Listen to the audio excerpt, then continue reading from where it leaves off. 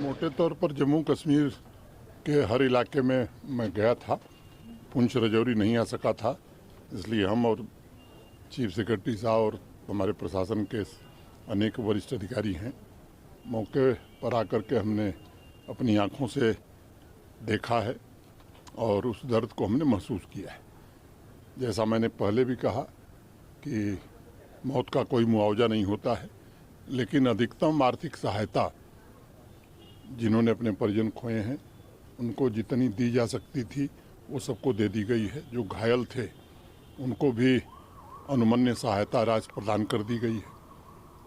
ईश्वर की कृपा से घायलों में सभी लोग ठीक हैं। मैं ईश्वर से प्रार्थना करता हूं कि वो जल्दी से स्वस्थ हो जाएं।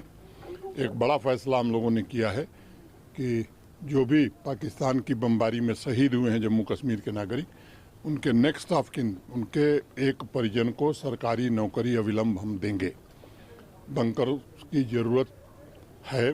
अभी डिस्ट्रिक्ट एडमिनिस्ट्रेशन ने एक प्रेजेंटेशन किया है, उसको भी एसआरई सिक्योरिटी रिलेटेड एक्सपेंडिचर के तहत अब ज़रूरतें ज़्यादा महसूस हो रही हैं तो उस काम को भी प्राथमिकता पर लिया जाएगा। अनेक लोगों के घर तबाह हुए हैं, व्यावसायिक प्रतिष्ठान तबाह हुए हैं। भारत सरकार की ओर से पूरा आश्वासन है ऐसे लोगों को रिहेबिलिटेट करने के लिए एक कॉम्प्रिहेंसिव प्लान जम्मू कश्मीर प्रशासन बनाएगा। हमारे एडमिनिस्ट्रेशन के लोग अभी आइडेंटिफिकेशन का काम कर रहे हैं। एक बार वो हो जाएगा तो एक तो राजकुमार थापा जैसे बहादुर अधिकारी ने शहादत दी लोगों की मदद करने में, और नीचे से लेकर के ऊपर तक के सभी अधिकारी मैं समझता हूँ कि अपनी जान की परवाह किए बिना आवाम की खिदमत में सदैव डटे रहे।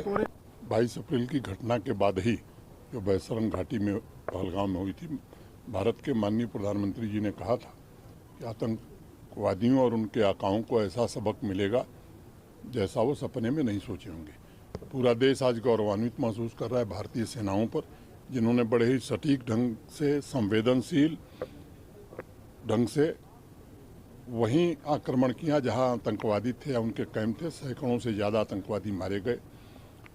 हमने, भारत की सेना ने आतंकवादियों को निशाना बनाया था, पाकिस्तान ने उसे अपने ऊपर आक्रमण मान करके निर्दोष नागरिकों को, धार्मिक प्रतिष्ठानों को, चाहे वो गुरुद्वारा हो, मंदिर हो, मस्जिद हो, ताकि समाज में विभेद पैदा हो, इस घृणित स्तर पर वो उतर आया, हमारे मिलिट्री इंस्टॉलेशंस पर उतर आया। तब भारत की सेनाओं ने जो जवाब दिया, पाकिस्तान को ये बात समझ में आ गई कि पाकिस्तान का कोई ऐसा मिलिट्री इस्टेब्लिशमेंट नहीं है जो भारतीय सेना के जद में नहीं है। फिर 3 दिन में ही वो घुटने पर आ गया, दुनिया भर में जाकर के रोना धोना शुरू किया कि भाई अब बचाइए। भारत कभी भी युद्ध का समर्थक नहीं रहा है। हमारा जो लक्ष्य था उस लक्ष्य को हमने प्राप्त किया है, और मुझे लगता है कि पाकिस्तान को भी अभी याद होगा, क्योंकि अब की बार अगर उसने आतंकवादी हमला किया तो मुझे लगता है कि सबक इससे भी कड़ा और ज़्यादा।